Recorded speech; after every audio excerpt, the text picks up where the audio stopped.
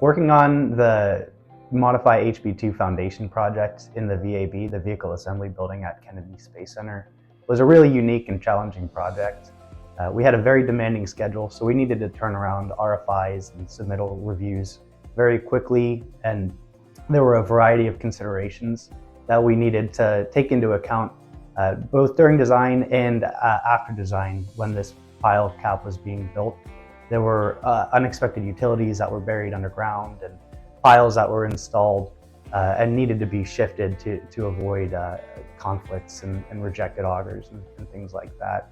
So there was a lot of engineering that was done rapidly in order to meet a very important schedule for the Project Artemis timeline. The foundation itself was designed to support a platform used for the assembly of the SLS core stage in the vehicle assembly building. Walking down the street, there are buildings and structures everywhere, and I'm really curious about the way things are put together and the solutions that other engineers have come up with to design a stable structure. So I just think it's neat, even just walking under a canopy outside and looking at the connections to the building, how the load path is completed and how that was figured out. We're faced with a variety of challenges during design that are unique to individual projects, but we're also not reinventing the wheel. It's very likely that on a previous project or another engineer has worked on something similar, that we can take the principles of a previous design and apply them to the current problem to come up with a constructible and sensible design. It's really important for me to pick up the phone. I think that the phone can be heavy for a lot of engineers, but taking a few minutes just to reach out to somebody on the phone or on Teams to make sure that we're on the same page and to sort through a problem without having to go back and forth on emails, I think is really critical to promoting collaboration within the design team.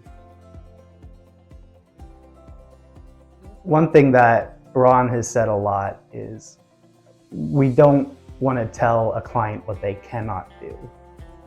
There may need to be a yes, but.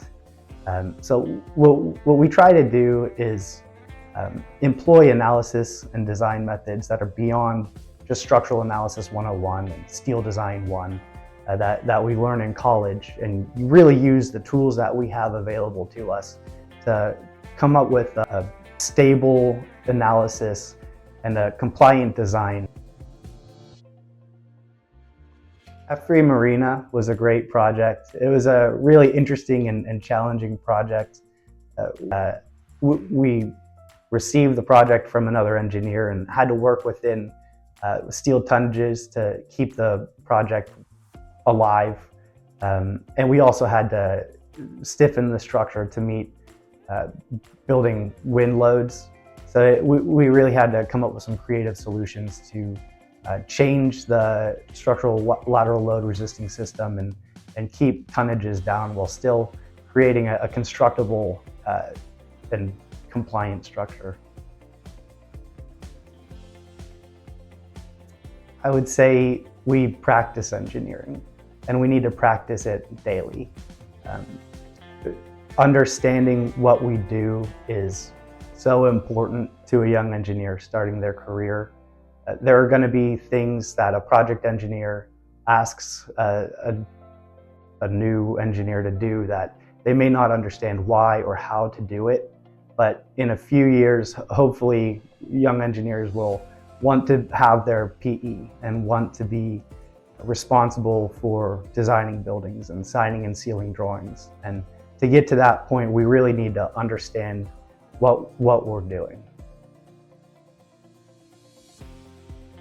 I'm Tomiczek. I'm an associate at Jezerinac Group. What's on the inside matters.